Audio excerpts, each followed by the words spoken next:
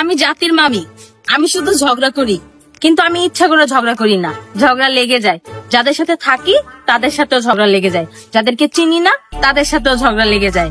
আমি ফকিন্নি পরিবারের সদস্য, পাবলিক আমাকে পচানোর জন্য আম্বানি পরিবারের লোকেদের সাথে তুলনা করে, তাতে আমি খুশি হয়ে যাই। মনে মনে একটা আম্বানি আম্বানি ভাব আসে আর কি।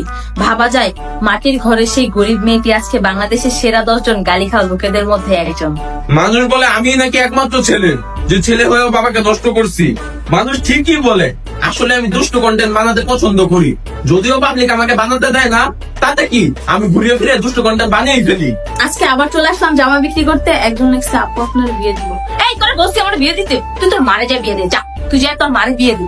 লাথি মেরে লাইফ থেকে বের করবি, এগুলো আসছে কেন লাইভে আমার লাথি খেতে? হ্যাঁ ফকির বাচ্চা জানি, ছোট লোক থাকার একবারে সাবান ছাড়া 14 গোষ্ঠী ধুয়ে গেল। ছোট লোক।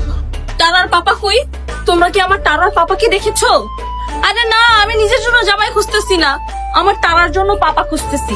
আচ্ছা, আমি যে তোমাদেরকে বলদ বানাইছি তখন তোমাদের কাছে কেমন লাগছে?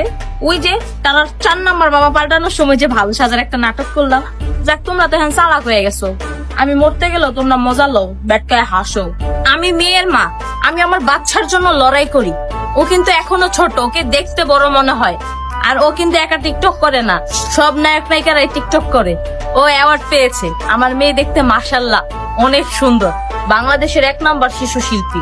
আমি ভিডিও বানাই, তবে আমার ভিডিও তুমি পরিবার সহকারে দেখতে পারবা না, কারণ আমি দুষ্ট দুষ্ট স্ক্রিপ্টে ভিডিও বানাই।